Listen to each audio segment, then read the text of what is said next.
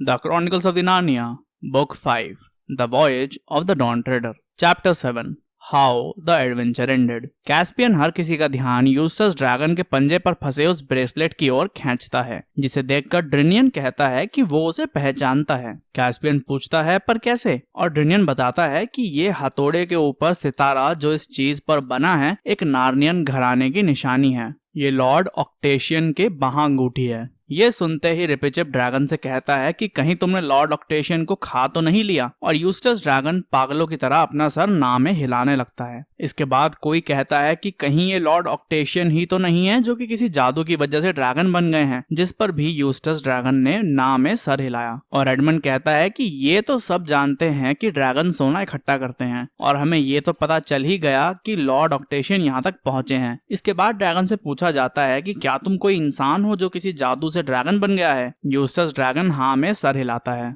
और तभी लूसी की बत्ती जलती है और वो पूछती है कि कहीं तुम यूस्टस तो नहीं हो। और यूस्टस ड्रैगन बवला जाता है और अपने सर और पूंछ को जोर जोर से हिलाने लगता है, और उसके मोटे उबल रहे आंसुओं से बचने के लिए कई सेलर्स को पीछे भी हटना पड़ता है। और ये जानने के बाद कि वो ड्रैगन यूस्टस है, आने वाले कुछ दिनों में हर कोई यूस्टस ड्रैगन को दिलासा दिलाता है कि सब कुछ ठीक हो जाएगा और इस जादू का तोड़ भी मिल जाएगा। लूसी उससे हमदर्दी दिखाती है, और यूस्टस भी रेत पे लिख के उनको बताने की कोशिश करता है कि उसके साथ क्या हुआ, पर क्योंकि एक ड्रैगन के पंजे लिखने जैसी चीज के लिए नहीं बने होते, इसीलिए बहुत ही टूटी फूटी भाषा में वो टेढ़े मेढ़े तरीके से उसके साथ क्या हुआ ये बताता है। ड्रैगन बनने के बाद यूस्टस थोड़ा ढंग का इंसान बन गया था, और उन सब की शिकार ढूंढने में, जानकारी इकट्ठा करने में, तेज बारिश की वजह से ठंड बढ़ने पर उनके लिए गर्मी का साधन बन के, और भी कई तरीकों से उन सबके काम आ रहा था। और पहली बार लोगों के द्वारा पसंद किए जाना और खुद भी लोगों को पसंद करना यूस्टस के लिए एक नई चीज थी। कभी कभी जब यूस्टस ड्रैगन किसी की मदद नहीं कर रहा होता था तो वो समुद्र के पास अकेले लेट जाया करता था, जहाँ रिपिचिप उसका सबसे अच्छा साथी साबित हुआ। रिपिचिप यूस्टस ड्रैगन के मुंह के पास बैठ जाया करता था और उसे बताया करता था कि किस तरह ताकतवर, समझदार, होशियार, अच्छे, बुरे, हर प्रकार के लोगों ने अपनी सत्ता, अपना रुतबा, अपनी संपत्ति खो दी है। ये बातें उस समय यूस्टस को सुनने में अच्छी नहीं लगती होंगी, पर रिपिचिप ये बातें उसे इसलिए बताता था ताकि वो इन्हें लंबे समय तक याद रखे। अब वैसे तो हर किसी ने कोशिश करी कि ये बातें यूस्टस के कानों में ना पड़े, पर यूस्टस ने लोगों की फुसुर फुसुर सुन ही ली जब उन्होंने ये बातें करी कि जब हम यहाँ से जहाज से निकलेंगे तो यूस्टस का क्या करना है। क्या वो जहाज पे समा जाएगा? क्या वो पूरा रास्ता उड़कर निकाल सकता है? उसे खाना कैसे खिलाया जाएगा? ये बातें जब यूस्टस तक पहुंची तो उसे एहसास हुआ कि वो ड्रैगन बनने से पहले भी सबके लिए सरदर्दी था और ड्रैगन बनने के बाद भी है। एक सुबह जब आसमान का रंग अभी भी धुमेला था और सूर्योदय बाकी था, एडमंड की आंख खुली और उसे एक काली सी परछाई दिखी। वो कोई इंसान था। पहले एडमंड को लगा कि वो कैस्पियन है। उस परछाई की कद काठी वैसी ही थी, पर एडमंड को महसूस हो चुका था कि कैस्पियन तो उसके बगल में अभी भी सो रहा है। एडमंड उस व्यक्ति से पूछता है कि वो कौन है, और वहां से आवाज आती है कि मैं हूँ, यूस्टस। एडमंड यूस्टस को इंसानी रूप में देख के हैरान हो जाता है और कहता है कि वो खुश है कि यूस्टस वापस इंसान बन गया। यूस्टस एडमंड को थोड़ा आगे कुछ पत्थरों पर बैठ के बताने लगता है कि वो कैसे इंसान बना। क्योंकि यूस्टस ने ढंग की किताबें नहीं पढ़ी थी, इसलिए उसे कहानियां सुनाना नहीं आता। और थोड़ी देर बाद वो एडमंड को बताता है कि पिछली रात को जब उस ब्रेसलेट की वजह से उसे बहुत दर्द हो रहा था तो तभी उसे किसी ने आवाज लगाई। वो एक शेर था जिसे देख के मैं डर गया, पर उससे भी अजीब चीज ये थी कि उस शेर ने मुझे उसके पीछे आने को बोला। एडमंड ने पूछा कि उसने कहा तुमसे ये, और यूस्टस ने एक सेकंड के लिए सोचने के बाद बोला, नहीं, पता नहीं, उसने मुंह से कुछ कहा या नहीं ये तो नहीं पता, पर ऐसा लगा जैसे उसने मुझसे कहा अपने पीछे आने को। मैं उसके पीछे पीछे एक पहाड़ की चोटी पे गया। वहाँ एक बगीचा था, खूबसूरत और फलों से भरा हुआ बगीचा, जिसके बीचों बीच एक कुआं था जिसका पानी इतना साफ था कि मुझे उसमें नहाने का मन कर रहा था। मैं जब उसकी ओर बढ़ा तो उस शेर ने मुझसे कहा कि कुएं में नहाने से पहले मुझे कपड़े उतारने होंगे, और मैंने सोचा कि पर मैंने तो कुछ पहना ही नहीं है। पर फिर मेरी बत्ती जली और मैंने सोचा कि सांप और ड्रैगन जैसे प्राणी अपनी खाल उतार सकते हैं, तो मैंने अपनी खाल को रगड़ना शुरू किया और मेरे स्केल्स बहुत आसानी से उतरने लगे। पर जैसे ही वो हुआ तो धीरे धीरे मेरी पूरी खाल उतरने लगी और मैं एक केले की तरह छिल गया। मैं नहाने के लिए उस कुएं की ओर बढ़ा, पर मैंने अपने पैरों की ओर देखा और उस पे अभी भी ड्रैगन जैसी खाल थी। मैंने एक और खाल उतारी और कुएं की ओर गया और देखा कि एक और खाल है मेरे शरीर के ऊपर। मैंने 3 बार और खाल उतारी अपने शरीर से, जिसके बाद वो शेर बोला कि मुझे ही तुम्हारी ये खाल उतारनी पड़ेगी। वैसे तो मुझे उसके पंजे से बहुत ही डर लग रहा था, पर मैं उस कुएं में नहाने के लिए इतना उत्सुक था कि मैं अपनी कमर के बल लेट गया और उस शेर ने पहला ही पंजा इतना अंदर तक घुसाया कि मुझे लगा कि कहीं ये मेरे दिल के आर पार तो नहीं चला गया। उस शेर ने बिल्कुल अंदर तक मेरी खाल उतारी, जिसमें बहुत ही ज्यादा दर्द हुआ, पर उस खाल से छुटकारा पाने का मजा भी आया। उस सारी खाल के उतरने के बाद मैंने उस कुएं में बहुत मजे लिए और जब मैं उस कुएं से नहाकर बाहर निकला तो उस शेर ने मुझे ये कपड़े पहनाए। एडमंड ने पूछा कि मतलब, तो यूस्टस ने बताया कि उस शेर ने अपने पंजे मुझ पर फेरे और कपड़े आ गए, जिसके बाद मैं पता नहीं कैसे वापस यहाँ पहुंच गया। शायद वो सब बस एक सपना था, जिस पर एडमंड कहता है कि नहीं, वो सब सपना नहीं हो सकता, क्योंकि एक तो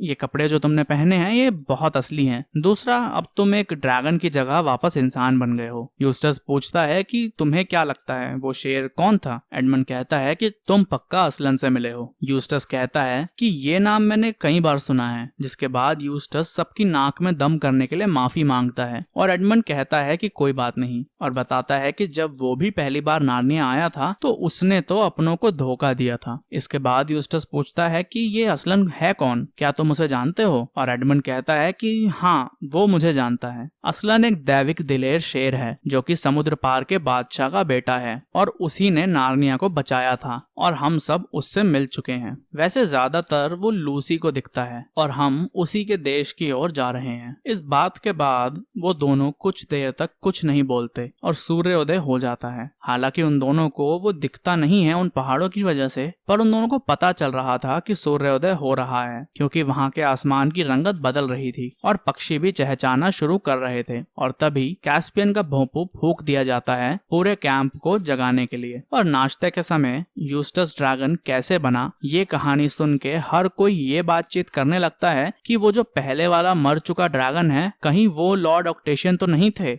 या फिर ऐसा तो नहीं कि उस मरे हुए ड्रैगन ने ही लॉर्ड ऑक्टेशियन को खा लिया हो। अब कुछ दिनों में डॉन ट्रेडर की मरम्मत पूरी हो चुकी थी और नए पेंट से उसे चमका भी दिया गया था, पर निकलने से पहले कैस्पियन ने एक सपाट पत्थर पर गुदवाया कि ये ड्रैगन आइलैंड, जिसे कैस्पियन द 10th ने अपने चौथे साल में खोजा, मानते हैं कि लॉर्ड ऑक्टेशियन की मृत्यु यहाँ हुई। अब उस समय से आगे तक यूस्टस एक बिल्कुल ही अच्छा लड़का था। उसने सबकी नाक में दम करना बंद कर दिया और उस बाजू अंगूठी से अब उसे कुछ लेना देना नहीं रखना था, इसलिए उसने वो कैस्पियन को दे दी और कैस्पियन ने वो लूसी को दे दी, जिसे भी उसमें कोई दिलचस्पी नहीं थी, जिसकी वजह से कैस्पियन ने उसे लिया और जोर से हवा में उछाल दिया और वो बाजू अंगूठी उस पत्थर पे गुदवाई लेक के बगल में एक झाड़ पर जाके अटक गई। उस जगह तक चढ़ना और वहां से चढ़ के उतरना नामुमकिन सा था, इसलिए हो सकता है कि वो बाजू अंगूठी समय के अंत तक भी वहीं अटकी रहे। Chapter 8 two narrow escapes. तो ये था chapter 7 of the book the voyage of the dawn treader. The voyage of the dawn treader और पूरी नार्निया सीरीज की सारी बुक्स बहुत ही ब्यूटीफुल लिखी गई हैं और ये ऑडियो समरीज सिर्फ उस बुक और उसके अंदर लिखी कहानी का सिर्फ एक समरी है, रिप्रेजेंटेशन है। अगर उस कहानी का असली मैजिक आपको फील करना है तो आई विल रिकमेंड कि इन किताबों को खुद पढ़ें, और अगर डिस्क्रिप्शन में दिए गए आप मेरे लिंक से इन बुक्स को खरीदते हैं तो मुझे बहुत मदद होगी। और साथ ही में इस चैनल की शुरुआत जब मैंने करी थी तो मेरा पूरा का पूरा फोकस सिर्फ और सिर्फ मूवीज पे था और नार्निया पे जो वीडियोस मैंने बनाई वो भी सिर्फ मूवीज से रिलेटेड बनाई। लेकिन उसके बाद मुझे लगा कि मुझे इस तरफ भी थोड़ा सा एक्सपैंड करना चाहिए, क्योंकि ऑडियंस देखेगी और मुझे भी मजा आएगा बनाने में। लेकिन अब मैं अपनी लाइफ में इस पॉइंट पे हूँ जहाँ पे मैं ऐसी चीजों में ज्यादा अपना समय नहीं लगा सकता, जैसे कि ये बुक समरीज, क्योंकि जो मेरी दूसरी वीडियोस हैं वो बहुत अच्छा परफॉर्म कर रही हैं जैसा मैं उन्हें चाहता हूँ, और इन बुक्स से मैं अपनी चैनल की जो आइडेंटिटी है उसी में थोड़ी सी गोली मार रहा हूँ और साथ ही में मेरा टाइम भी इसमें खर्च होता है। और जिस तेजी से इन वीडियोस के व्यूज गिरते जा रहे हैं उससे तो बस यही होगा कि मैं इस बुक को कंप्लीट करने के बाद आगे की जितनी भी बुक्स बची हैं उनको ना कंटिन्यू करूं, क्योंकि एक तो ये बुक्स की समरी लिखना